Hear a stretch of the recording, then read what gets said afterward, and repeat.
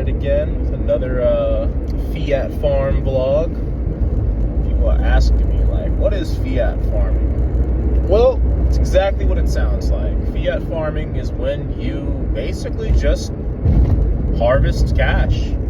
Farming cash. It's like the equivalent of going outside and pulling dirt out the grass, or pulling grass out the dirt, whichever you have, you know.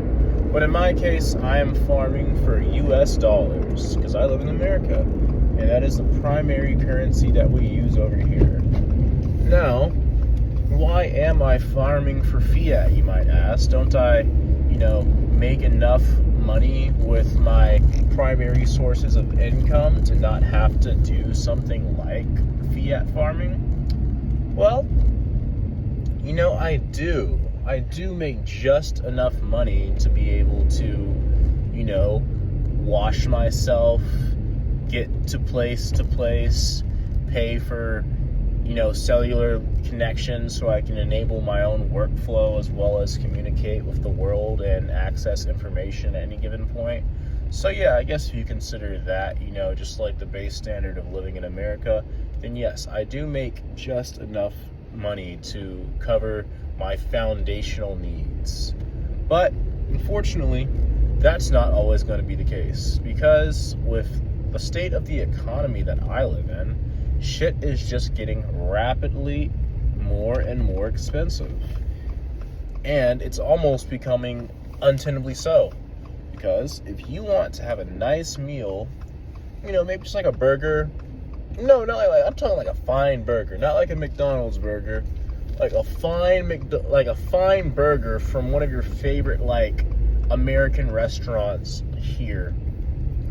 You got to work at least 2 to 3 hours just to be able to afford that, which is it's a little bit crazy to me when you actually think about it, because you think my time is worth a hamburger? You think 2 to 3 hours of my finite life is worth a hamburger and maybe a soft drink?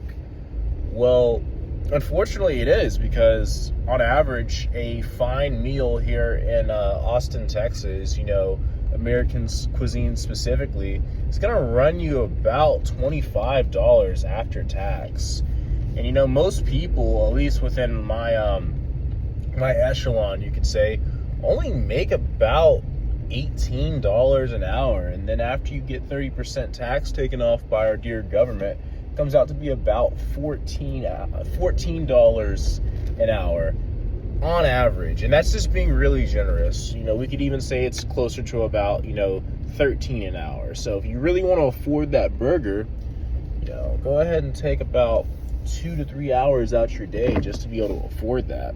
Now, if you've got family, you've got friends who are tagging along, you might as well just work the whole shift for that meal. And that's kind of where we're at. So, where was I going with that? Yeah, it's not getting any easier, to say the least. And it's pretty soon that burger that costs about $25 is going to be about $30, and then it just keeps going up and up and up. But it doesn't go up?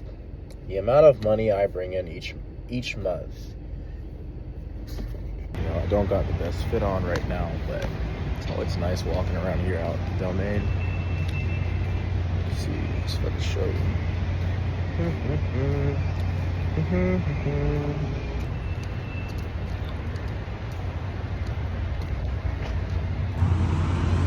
It's always a nice area. Just walking around out here in the Domain. Tons of people come out here just to just kind of lay back and chill and whatnot. Gotta be ready. Those things out here are incredibly expensive.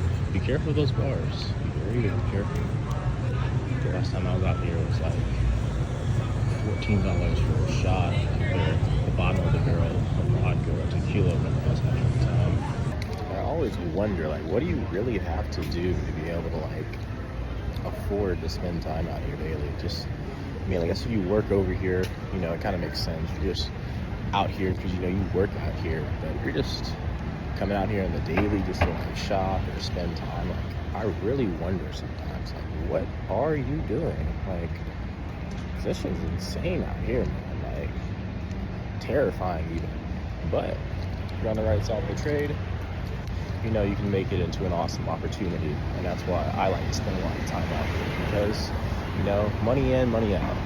That's what I like to always say.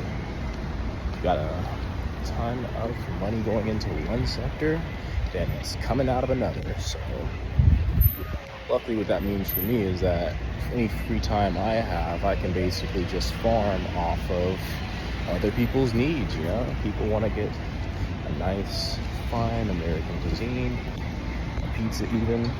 You know, there is a way for me to fit into that picture and, you know, get my piece of the pie, to say the least. So right now I've got here 2 pizzas, and we are going to spin across the street to go pick up another small order. And I think that'll make for a nice little twofer. And I think for that, probably get paid like $18, give or take. But shit, it's gonna take me like 20 minutes to finish it all. So when you actually run the numbers, if I can keep this up for the next, 40 minutes, I'm pulling something like 40 an hour almost. Hey, for me, I love it. I don't know what situation I would have to put myself into to actually be able to afford anything out here. But lucky for me, I don't have to, because there's tons of people who can afford to spend money on things like these, and it's actually insanely lucrative for me. So I love the fact that other people are willing to pay me fucking $10, $15 just to go pick up their food for them and then bring it to them within a timely fashion, which is like maybe a third of the actual order value. And in terms of me, like, yeah, I'm putting up my time to get it done, but the return on investment is phenomenal. I actually just got my coupe back, blessed be me, but I was actually in a nice little 25 Camry hybrid for a minute. And that was an amazing experience, because I could put like fucking $3 into the tank and get like 75 miles off of it. And best case for me, I charge like $1.25 for each mile that I drive. So, I put $3 into the tank. I end up making like $75 off of it. Granted, I'll probably spend like, maybe 3 to 4 hours doing it all. But, that's the numbers, the maths for me, to say the least. If I can spend $3 on a gallon of fucking gasoline and make $75 off of it, that's a trade right there. I'm willing to put a few hours of my time up to make like fucking 4,000%. Like, those numbers are beautiful. But now, in my case, I'm actually back in the coupe, so I'm getting slightly less mileage. So I'm averaging about maybe, I would say like 25 miles per gallon. So I probably make like $25 off of, a gallon. But still, I like those numbers. I like those numbers a lot. So gonna find a nice parking spot, and then we'll go back into my favorite restaurant here in the Domain. Oh yeah? Thanks. Oh. Okay, thanks. So, another good thing about living in Austin, Texas, people are just so nice. People are just so nice and generous, and it shows up on the tips. I make a lot of money off of other people's generosity. This person is offering me a parking spot during one of the busiest hours of the day. So I was not going to be able to easily find a parking spot, but this man just so kindly offered me his. So we're going to take him up on that. I really appreciate you, boss man. So I'm just going to go ahead and park here for a second. Now, what was I ultimately getting at? Yes, so Fiat Farming. The concept of Fiat Farming is essentially this: just spending time to bring in additional US dollars. Now, what are we going to do with these dollars, you might ask? It's simple. We're going to go buy Bitcoin. We're going to take all the money that we make from today and just put it all into Bitcoin. Love you, man. Thank you for the parking spot. And why am I gonna spend all my time and gasoline to work and just buy a little bit of Bitcoin? Like, hey, a Bitcoin is like what, $100,000 right now, and this order's paying me like $18. Like, how the fuck am I gonna get anywhere buying Bitcoin with $18? You know, I might as well just go fucking buy like a fifth of some alcohol, right, and just have a nice time. Well, it's simple. I've got no other option. As you can see, it is busy as ever out here. Literally every single parking spot in there was packed. Every single parking spot is packed. I think it's a Thursday right now around like 2 p.m. But you know, people are out here getting active, spending money, doing what they love to do. And hey, I love it. You can literally see for yourselves, like every single parking spot in there is taken. Cars are just flooding in and out as far as you can see. Realistically, there was no chance of me finding a spot in there. So we really got to give it up to that guy for offering me his spot. But yeah, so we're going to be dropping by Flower Child, which is a really popular restaurant over here. I can't really express how many times I'll be coming out here just picking up from these guys. They're actually owned by Cheesecake Factory. They're a great company, you know, great long term if you guys like equities and whatnot, but definitely give you some good exposure to a restaurant industry that has the next 10 years on lock, give or take. One thing I really like about it is just like, well, one thing I really like about it is I actually used to work here, so like I know what they've got going on. They make great food. If I had time or money to be able to afford it, I would definitely come check it out. If you're from Austin, Texas, I'm sure you're familiar with this nice little hydration station they have. Just show you this here in a sec. He just turned 5 last week too.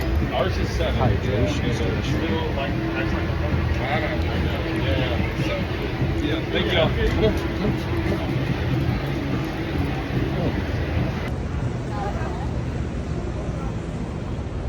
There was a parking spot over there, but unfortunately, not in time for me.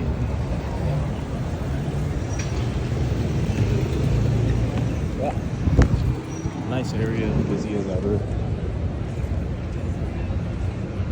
Got time, nice place to spend some time. Got money, nice place to spend some money. Yep, this place is packed as usual. Good luck getting in and out of here. Hopefully you can find a nice guy to give you his parking spot. All right, we're back in the coop. Time to get to delivering these orders. But yeah, like I was saying, gonna go out and flip all this fiat into Bitcoin. Now, why the fuck am I doing that? Like I said earlier, it's because I don't really have an option, you know?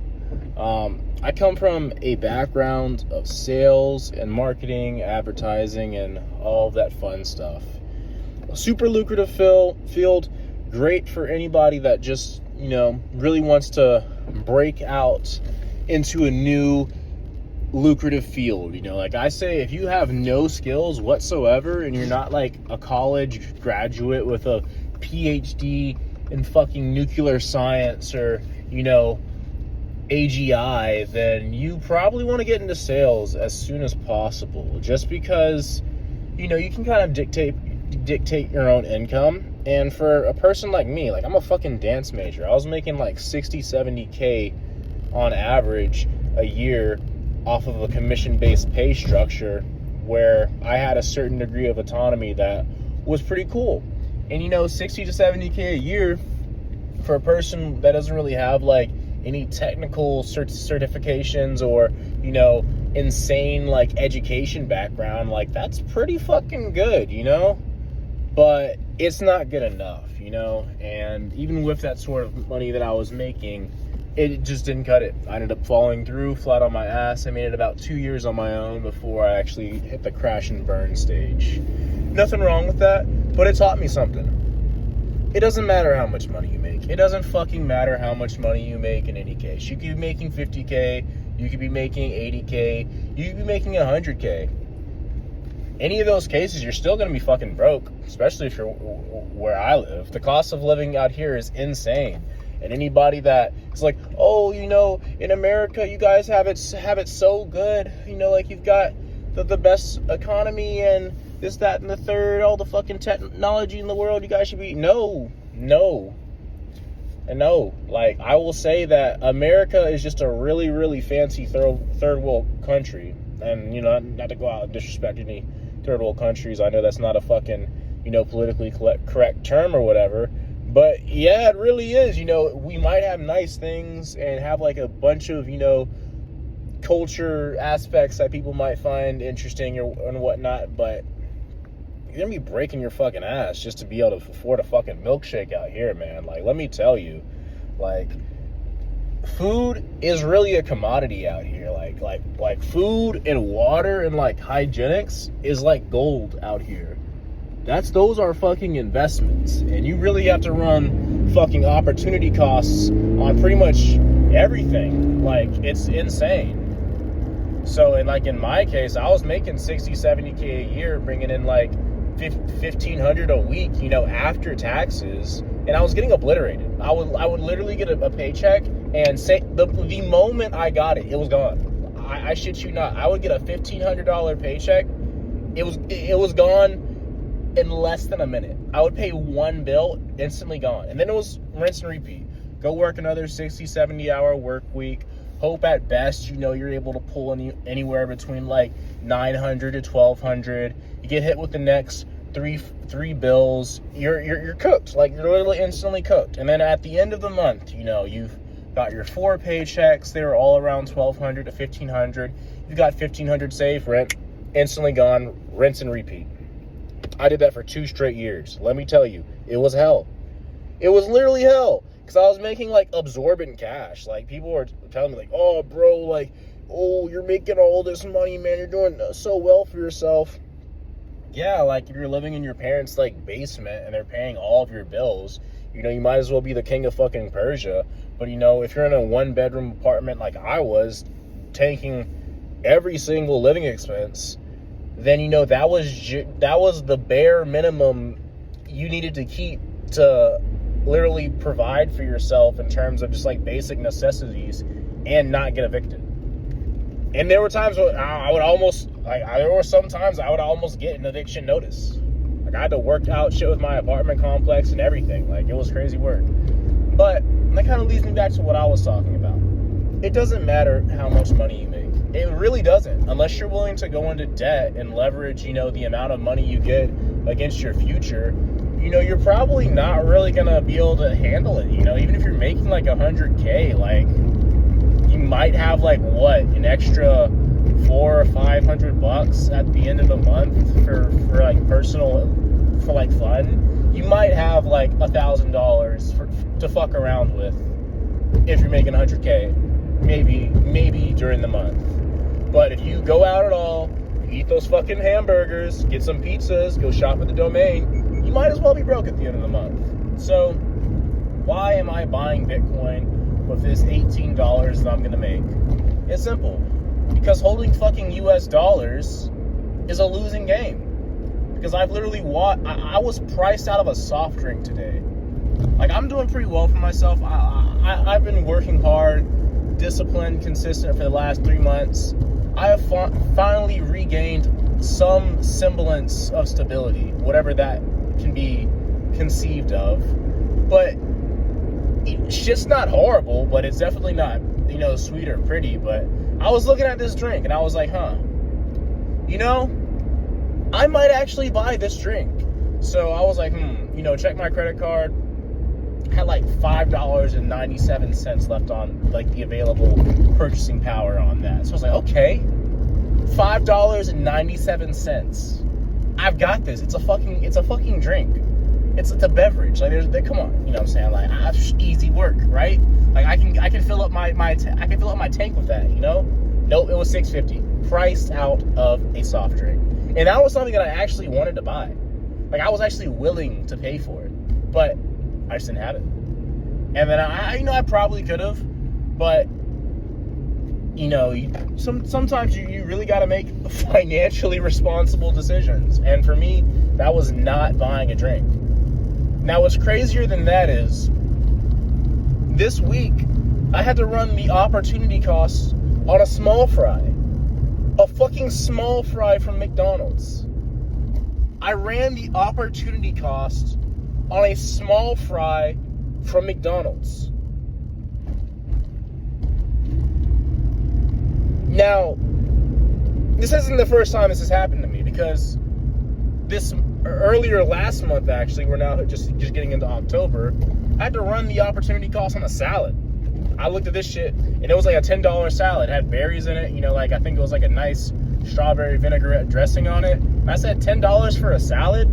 Like, fuck no. Like, why the fuck am I that's ridiculous. And this wasn't like, no gourmet, like going to like fucking the Cheesecake Factory and getting their chef special. Like, no, this was like a fucking Arby's salad. Like, what the fuck am I paying? Like, you could literally drive to Houston for $10 and then like drive back for that amount for a fucking salad. I could literally get inebriated for 10 hours for $10. I'm not paying $10 for a fucking salad. And I thought, you know what? It's not that bad, right? But this time, I ran the opportunity cost on a small fry. And this is what really had me fucked up. Because I got there, and I was Fiat Farming, just like I am now. I was picking up an order, and I was like, damn, I literally haven't eaten shit all day. But I'm here at McDonald's. McDonald's serves cheap food, value food. They serve people that have no money or are really bad with money. People like me. So I was like, you know what? Sliding through McDonald's, picking up this little order, whoop-de-woo. I can get a small fry just to cover like the hunger spell while I'm working for the night. I was like, okay, small, not the medium, not the large, small. $3.79. I said $3.79 for a small fry? Nigga, that's not even the whole potato. That's not even the whole potato. It wasn't even the whole, the small fry. I said, fuck that shit. I went and got some gas, and I got like a gallon and a half of gas, and then that hybrid, that was like 100 miles. I flipped that into like $120. Easy money. So I had to run the opportunity cost on a small fry. And because I didn't get that small fry, I was able to make like $100 and further my future and protect my financial status. It's insanity. Literal insanity. But we're going to go ahead and drop off this order so I can get to it. Ooh, look at the knockers on that one. Oh, wait, that's a dog. My bad. Back in the coop. So we are getting back to it. But yeah, isn't that insane work? How, because I was able to not buy a McDonald's small fry, I was able to make literally someone's day's worth of work. Like, someone would go out and say, hey, if I can make $120 today, that is phenomenal. Especially after tax. If you can make $120 in one day, I don't care where you're from, that's good money.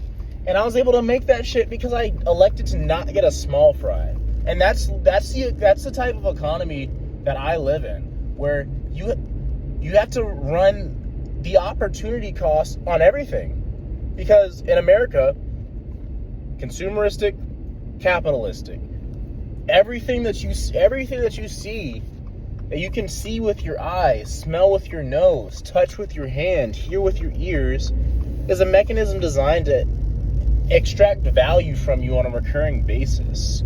So it's really important that you decide, hey, where is my value going to? I have a coupe, right? A lot of my friends are like, oh, why would you buy an expensive car? Especially at your age, it's like the dumbest financial decision that you could possibly do. You're screwing up your long-term wealth and your ability to save money, which will put yourself in a position that's better later on. I agree. 1000%. Absolutely right. Dumbest financial decision I've ever done. Buying a depreciating asset that loses almost 10 to 15% of its value the moment you drive it off the lot. Not to mention the financing costs and everything that comes along that's incurred with that. But you know what's even dumber than that? Being a consumer.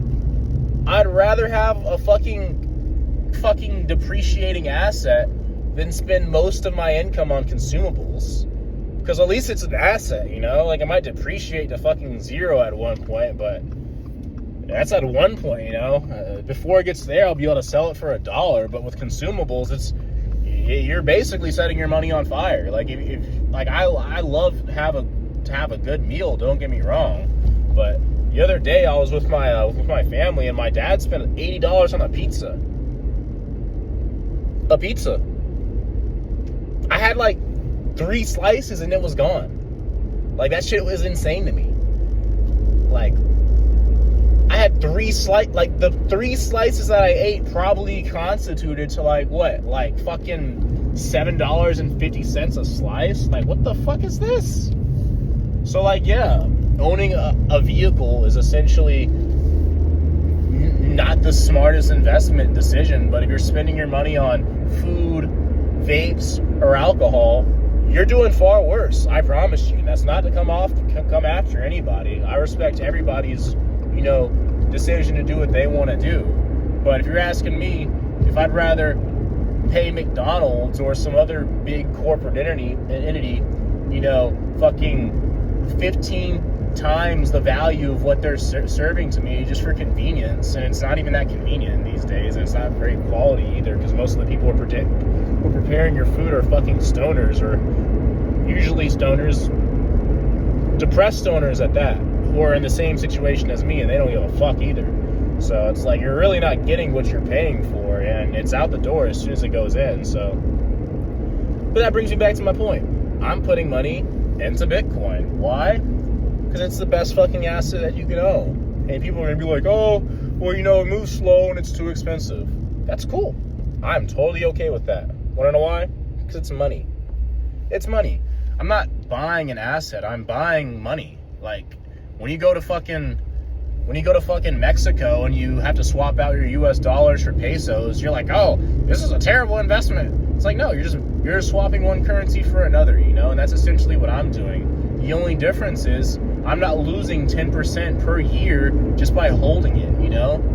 Like, I'm sorry to everybody that has a lot of wealth right now, but, you know, the main losers from inflation is not the poor. It's not people like me who literally have nothing. Like, if inflation goes up 20% and I fucking have $2,000, I lose like $400. But if you're a person who's been building wealth your entire life and you're sitting on like 300 grand to like $500,000, you're literally hemorrhaging tens of thousands of dollars annually just by doing nothing.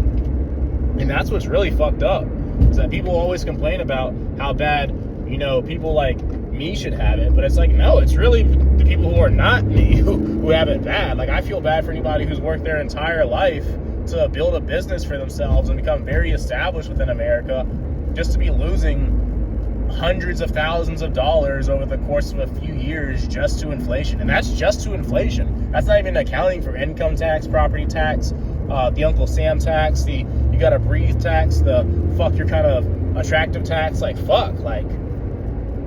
So I put it into Bitcoin because I don't have another option. Like, I can't afford to lose fucking 10% of whatever I own before I even get to see it. And on top of that, get hit with a 30% tax from my government on anything that I make. You're basically losing 40% of your money before you even see it. So that's why I put it into Bitcoin. It's not about number go up, number go down. It's the fact that I'm not trying to get burned.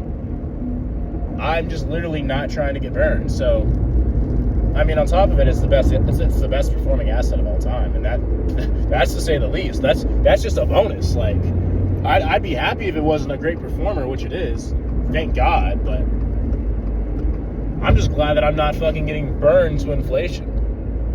And people are like, "Oh, inflation isn't so bad, just that and the third."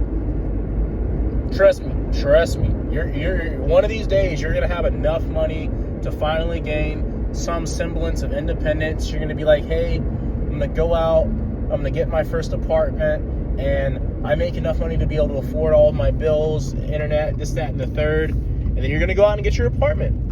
And then the second year, that rent's gonna get raised. And it's not just the rent. Utilities are gonna get raised, your phone bill's magically gonna get raised, the groceries are gonna magically get raised, the gas is magically gonna get raised. You're gonna be like, fuck, what the fuck happened? When I first signed up for this shit, I was actually able to afford it. But now, all of a sudden, I'm in the same situation that I was in when I started, but I'm in a much worse position. And that's called inflation. Your purchasing power gets eroded, but the amount of money that you come in doesn't support that. So unfortunately, I have to go buy Bitcoin today. Now let's just say that I have a bull case on Bitcoin. So you think number go up, right? I also think number go up at some point. If I'm able to make fucking 100% off of the cost of gasoline and turn it into Fiat Farming via, like a courier service with like Uber Eats or DoorDash, the example earlier was that I was in a 2025 hybrid Camry getting insane mileage. It was like literally like 50 miles per gallon. I could get like 200 miles off of like a $10 tank and then turn around and flip that for like $1.25 per mile for my carrier and make like fucking $250 or whatever. Then if I put that into Bitcoin and it appreciates at 30%, a year, 15, 20%, whatever, in 3 years, that's 100% return. So not only am I making like fucking 4,000%, like 200%, 100%, 1,000% just off the gasoline, now I'm actually getting a fucking return on just the money itself. Like my money is appreciating. My money is appreciating, not the asset. I'm not holding a stock. I'm not holding a piece of paper. I'm not holding an artwork. I'm not holding a nice watch. It's just my money. I spend it. It's just regular money. It's my currency. But number go up versus number go down. That's the difference. So, what do you think is going to happen if I make $100 today off of DoorDash and I put that into Bitcoin and Bitcoin hits 400K? Well, then all of a sudden, the time I spent today to make $100 is $400. That maths to me stays ahead of inflation. See, I do that every day. See, I make $100 a day throughout the entire week just off of DoorDash. $700 times 4, that's $3,200. So basically, I'm farming fiat and converting it into a form of money that is just going to appreciate indefinitely that I have complete control over. Sounds like a good strategy. Just got done with that order. It was worth it. How long have I been on this video? For like, what, 20 minutes, 30 minutes maybe? Got a nice chance to get around the city, drive my car, take care of some people who wanted to eat. And I got paid like $15 for it, a little over $15, almost $16, And the cool thing about that is I get to keep going. What I really like about side hustles like DoorDash for Fiat Farming is you get paid same day and there's virtually no tax. Because a lot of people are like, oh, I don't want to do a side hustle like DoorDash because it's not cool, it's not sexy, people that have to deliver food, they're like, they're just, I feel bad for them, they just don't make enough money from their primary source of income to be able to pay for their things. They just have to DoorDash because they just don't make enough money. Maybe they didn't study hard enough at school, maybe they're just untrained, or the quality of their work that they bring to the market isn't as valuable.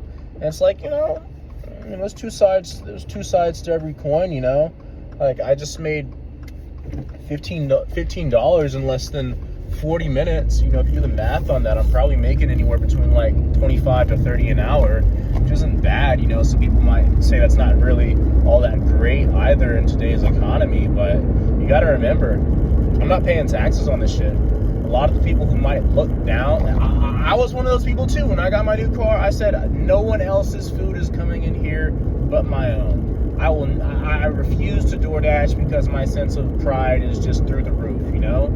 I don't even stop and think about it, you know? Like, even the people who think that they have it all that great, you know?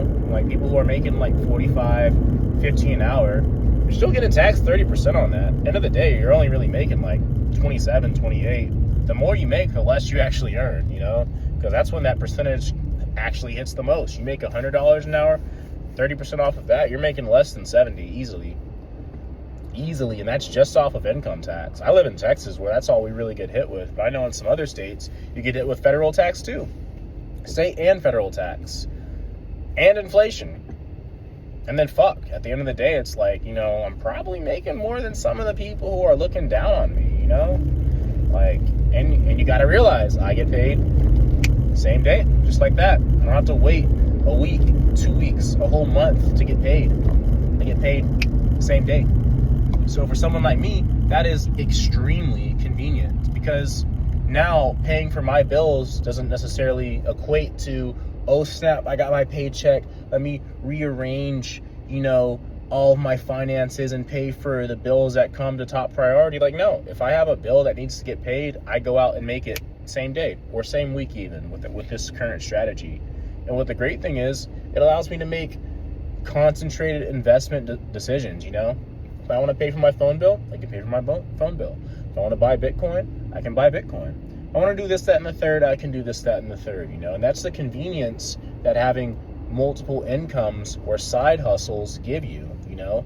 If you're relying on your primary source of income to take care of you, that's totally fine. You can absolutely do that, but just understand that your time frame does not operate on everybody else's time frame. The bills that you pay do not care when your paycheck hits. The problems that you face do not care when your paycheck hits. Do you think if you get a flat tire and it blows out that your car is gonna wait for your paycheck to hit before it starts getting fixed and operated on? No. You have to calculate the risk and opportunity cost of only having one source of income, you know? Because if you have to wait 2 weeks to get paid so you can take care of an issue that you're having today, well, you're fucked. Like, I'm sorry. Like, and a lot of people understand this. A lot of people have an emergency fund for these reasons. A lot of people, that's why everybody always says, keep 3 to 6 months worth of your living expenses in an emergency fund, so in case something bad happens, you're not left stranded. And I agree. Everybody should have an emergency fund that they can sit on. But how many people do you really know have more than fucking $200 in their bank account at any given point? Let alone a fucking emergency fund? Like, if you were to tell me to save up 3 to 6 months worth of living expenses, I'd tell you you're fucking crazy.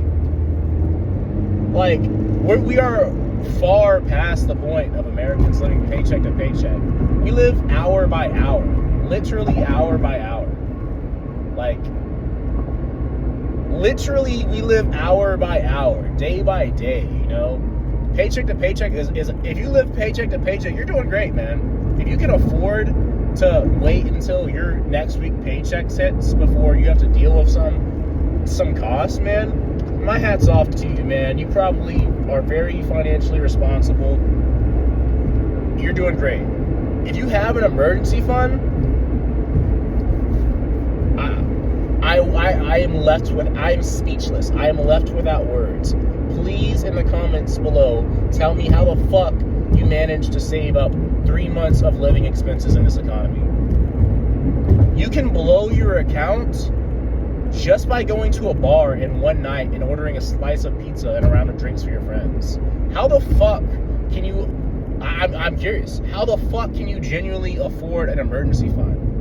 And in any case, what the fuck would the emergency be? Like honestly, if you have an emergency fund, like, it's gonna fund one emergency. Like, that's a one and done situation. Like, man, if you have an emergency, man, you're cooked, bro.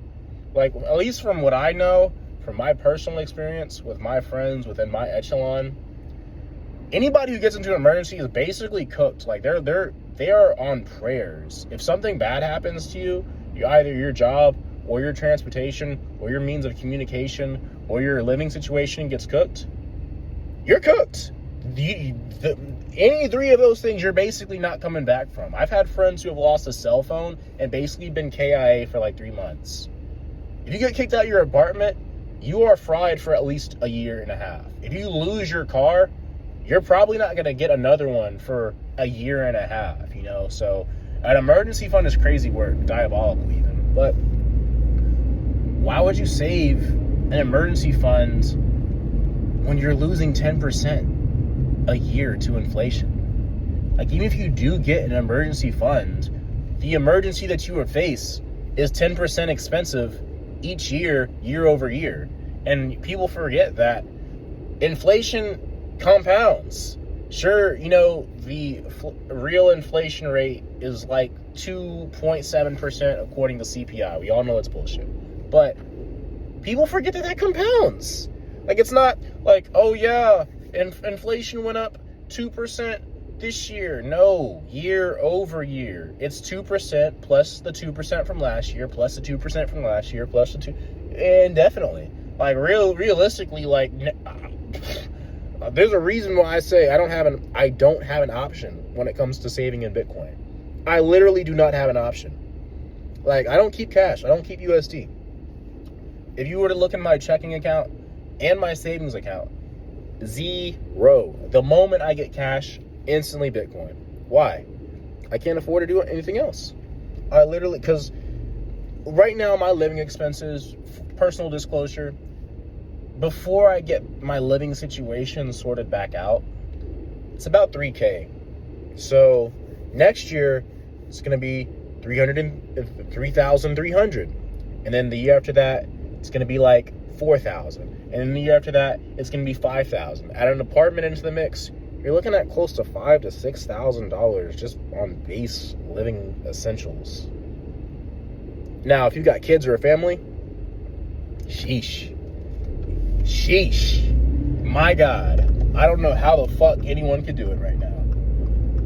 So that's what I'm saying. Being priced out of a soft drink and having to run the opportunity cost on a small fry is really the warning signs that you need that, you know, the currency that you're holding isn't really doing you any justice. And that's even before we get into like the actual economic policies and political concerns that reinforce all of these same issues. We're talking about the base layer. This is before the bullshit. This is before all of the bullshit. The bullshit that comes on top of that is just literal fucking kerosene on the issue that already exists. So what do you think is going to happen to me even if I do get back on my feet and start making $5,000 to $6,000 slaving away at a position that's just gonna barely keep me afloat until I literally collapse of work exhaustion or literally crash out due to my mental being fractured to a point of no return? How long do you think I can keep this up? I ran the numbers. It wasn't that long. It was not that long at all. I would say without this strategy, I would probably go homeless at about 2027. Best case. That's if everything goes according to my plan and everything works out for me, I will be homeless 2027, 2028. But with this strategy, I literally can't lose. I literally can't lose. That's why when I look at all the headlines and I see what I see, and I see the things that I like and I don't like, and I see what happens in the world, I just look at it and scoff. I literally just look at it and scoff, you know? I'm just like, yep. Because you have to put yourself in a position to where you can't lose.